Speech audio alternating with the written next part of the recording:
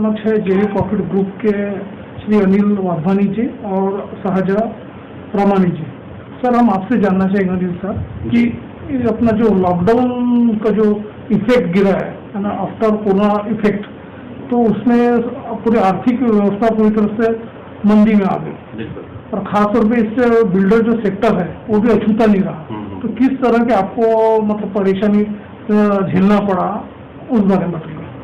खास करके मेन परेशानी वहां से स्टार्ट हुई जब नेतागण लोगों ने ये बोलना चालू किया कि आप अपनी कीमतें घटाकर और माल सेल आउट करना चालू करें, आपके फ्लैट्स जो भी स्टॉक है आपके पास वो सेल आउट करना चालू करें।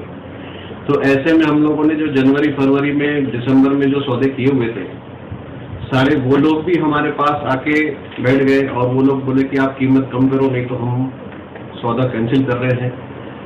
क्योंकि नेतागण लोगों ने ऐसा बोला है कि अभी कीमतें इसकी कम करना चाहिए आप लोगों ने। तो मैं ये पूछना चाहूँगा सरकार से कि सरकार क्या कदम उठा रही है। सरकार का 1 रुपए का भी इंटरेस्ट तक के वे ऑफ आज तक के उन्होंने ऐसा बोला नहीं कि इंटरेस्ट वे ऑफ करते हैं या स्टैम्प ड्यूटी कम करते हैं या और कोई चीज में जैसे लेबर्स को सुविधा देते हैं, कुछ ऐसा कोई भी स्टेप सरकार ने खुद नहीं उठाया। तो वो हमसे क्यों ऐसे उम्मीद कर रही है। सरकार आज की तारीख में जितनी हालत बिल्डर की खराब है, शायद किसानों के बाद बिल्डर का ही नंबर है। अभी पहले किसानों की हालत खराब थी, अभी बिल्डर लॉबी ऐसी हो गई है कि बड़े मुश्किल संगठन के साथ बहुत संघर्ष के साथ चलना पड़ रहा है अभी उनको। तो मैं वही पूछूंगा कि सरकार पहले ये सब कदम उठाए और इंटरेस्ट वे ऑफ करे, स्टैम्प ड्यूटी वे ऑफ करे, इस टाइप के कदम कुछ उठाएंगे ताकि लेबर लोग जो गांव गए हुए हैं वो लोग आएंगे, उससे मार्केट में लिक्विडिटी बढ़ेगी तो बहुत अच्छा काम हो जाएगा। रियल एस्टेट एक ऐसा सेक्टर है जो ज्यादा से ज्यादा जॉब प्रोवाइड करता है। अभी हाल ही में जो एमएसएमई मंत्री जो श्री नितिन गडकरी साहब ने एक बिल्डर्स लोगों को एक एड्रेस किया था, उनसे एक रिक्वेस्ट किया था कि जो फ्लैट जो बिके नहीं है तो उनको मिनिमम 10 लाख के नीचे में बेचा जाए ताकि इसमें भी फ्लोरिश हो, ये मार्केट में बूस्टिंग आए। तो आप इसे किस नजरिए से देखते हैं? सर, एमएसएमई का बहुत अच्छा इन्होंने अनाउंसमेंट किया है, लेकिन वो सिर्फ एक महज अनाउंसमेंट है। हम लोगों ने बैंकों में हर जगह पे जाकर देखा तो उनका कहना ऐसा है कि बिल्डरशिप जो है वो रियल एस्टेट सेक्टर जो है वो नेगेटिव लॉबी में आता है और इस टाइप की कोई भी सुविधा सरकार ने रियल एस्टेट को देने से मना कर दिया है। अगर वो एक सुविधा हो जाती थी हमारे लिए तो वो भी बहुत अच्छा था, लेकिन हाई अथॉरिटीज पे जहाँ पे बैंकों में हम लोगों ने जाना चालू किया तो उन लोगों ने ऐसा ही जवाब दिया कि रियल सेक्टर जो भी है वहाँ पे इसमें आपको ऐसी कोई भी सुविधा उपलब्ध नहीं होगी। यहाँ तक ये भी हुआ कि जैसे बिल्डर्स लोगों के जो ईएमआई जो भर रहे थे उसमें भी काफी उनको मुश्किल का सामना करना पड़ रहा है क्योंकि सेल ही नहीं हो रहा। और सेकंड थिंग, अपना जो ऑर्डर ऑफ की जो फैसिलिटी रहती है उसको भी बढ़ाने की, और ये जो खासतौर पे अपना इनकम टैक्स के बारे में जो है जीएसटी वीएसटी है उसके वो भी आगे बढ़ाने के ऐसा रिक्वेस्ट किया था बिल्डर लॉबी ने। तो वो भी कुछ परिपूर्ण हुआ नहीं। तो कहाँ तक आप कब तक इसे मानते कि हो सकता है कंप्लीशन? सरकार ने तो बैंकों ने तो ये तक के हमको वर्बली बोला हुआ है कि आप अगर मॉरिटोरियम पीरियड भी आप लेते हैं तो आप 3 महीने 6 महीने का आप अगर मॉरिटोरियम पीरियड लेते हैं, आपकी ईएमआई भले नहीं लगेगी लेकिन आपका प्रोफाइल नेगेटिव हो जाएगा, फ्यूचर में आपको बहुत सारी दिक्कतें जाएगी। तो आप इसको मॉरिटोरियम पीरियड को ना लें। आप एक सुविधा ले रहे हो जिसमें आपके पास आप ये दिखाना चाह रहे हो कि आपके पास पैसे नहीं है, तो इससे बैंक और आपके प्रति सख्त हो जाएगी, ऐसा मैनेजर का और बाकी अधिकारियों का कहना है। बिल्डर एसोसिएशन ने एक रिक्वेस्ट ये भी की थी कि होम लोन हो गया और अपना रेडी रेगुलर जो रेट है और सेकंड थिंग स्टैम्प ड्यूटी, उस पर भी वो कुछ कटौती किया जाए ताकि वो बिल्डर थोड़ा बहुत फ्लोरिश हो सके, सपोर्ट मिले जी। तो आप इसे कहाँ तक जायज मानते हैं सब चीजों? मैं कहता हूँ ये लोग कहते हैं हम लोग प्रधानमंत्री आवास योजना हम लोगों ने स्टार्ट की हुई है। प्रधानमंत्री आवास योजना स्टार्ट करने का मतलब ही क्या है, जिसको 6 महीने 1 साल 2 साल तक के पैसे नहीं आते हैं, आप उतना ही पैसा स्टैम्प ड्यूटी में और बाकी जगहों पे ले रहे हो। तो आप सीधा स्टैम्प ड्यूटी को 0 करके आप प्रधानमंत्री आवास योजना को बंद कर दो, तो उससे एक और बूस्ट आ जाएगा मार्केट में। लॉकडाउन के चलते अभी पूरी मंदी छाई हुई है, सभी तरफ आर्थिक मंदी, सभी तरफ है।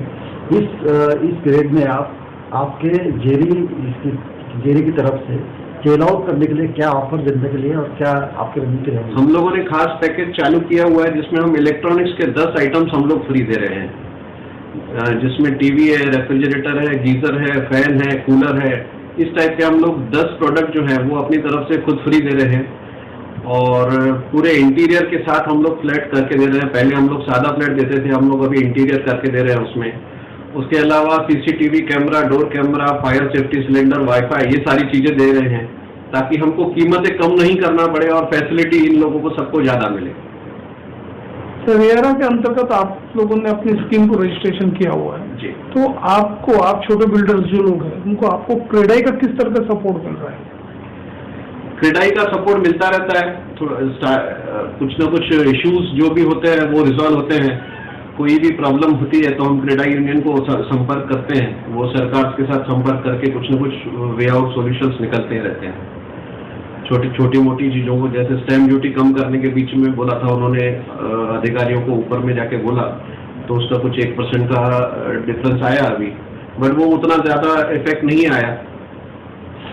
हाँ, अपनी तरफ से जो निवेशक है उन लोगों को क्या संदेश देना चाहेंगे और उन्हें क्या बताना चाहेंगे?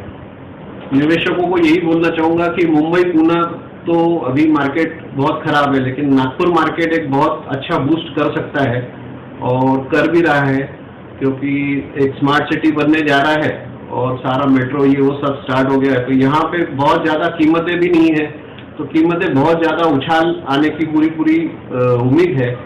तो सारे इन्वेस्टरों से यही कहूँगा कि आप प्रॉपर्टी मार्केट को सपोर्ट करो।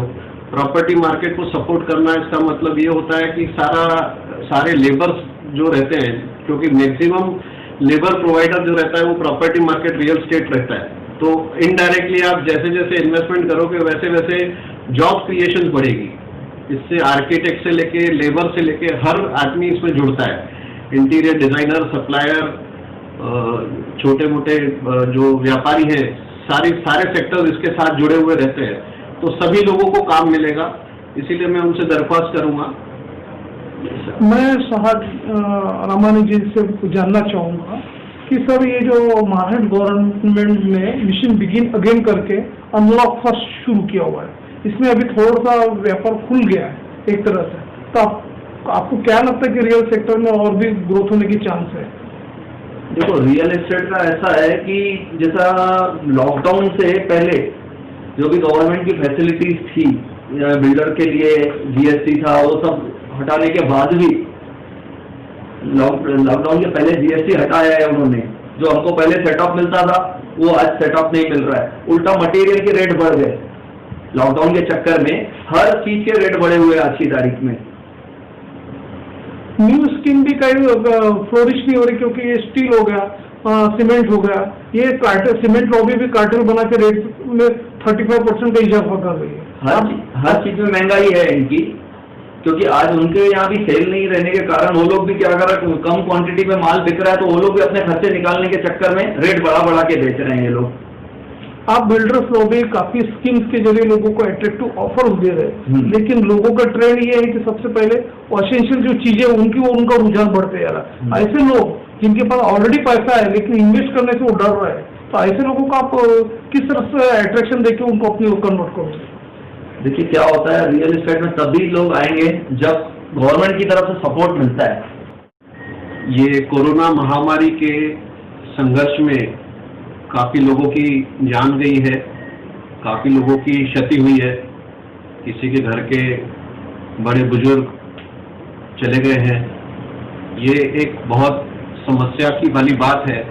मैं सभी नागरिकों से यही बोलना चाहूँगा कि जो सरकार ने निर्देश दिए हुए हैं, जैसे मास्क लगाना बहुत अनिवार्य है, सैनिटाइज करना बहुत ज़रूरी है, तो हर ऑफिस में हर जगह पे जाते समय आते समय बहुत अच्छे से हैंड वॉश करना है आपको, कोई चीज़ में ज़्यादा छुआछात नहीं करना है, नमस्ते से काम चलाना है, हाथ न मिला के नमस्ते से काम चलाना है, इतना आपको करना चाहिए और ज़रूर करना चाहिए। कोविड-19 में मैं अनिल वाधवानी जेरी प्रॉफिट से सभी को यही कहना चाहूँगा कि जितनी सावधानी होती है उतनी सावधानी बरतें। इसके अलावा हमसे जो भी लेबर के लिए हमसे हो पड़ा हम लोगों ने किया है। कई लोगों को घर बैठ के हम लोगों ने खाना भिजवाया है, कई लोगों को राशन भिजवाया है, अनाज भिजवाया है। तो हमसे जितना हो पड़ेगा हम करेंगे, बट आपको अपनी सावधानी से रहना है और आगे बढ़ना है। मैं जेरी प्रॉफिट का पार्टनर योगेश सैदरामनी, मैं सभी से निवेदन करता हूं कि आप सुरक्षित रहें, साफ सफाई से रहें, व्यवस्थित रहें। आप साफ सफाई से रहेंगे तो इसका इफेक्ट आपके परिवार को भी होगा। कहीं से आप इन्फेक्शन लेके जाएंगे तो इस पूरे परिवार को आप खराब करेंगे। तो इसीलिए सावधान रहिए, गवर्नमेंट के हिसाब से चलिए, जो गवर्नमेंट बता रही है सैनिटाइज करना है, हाथ धोना है, प्रॉपर सभी चीजों का ध्यान रखें। आप सुरक्षित तो आपका परिवार सुरक्षित है।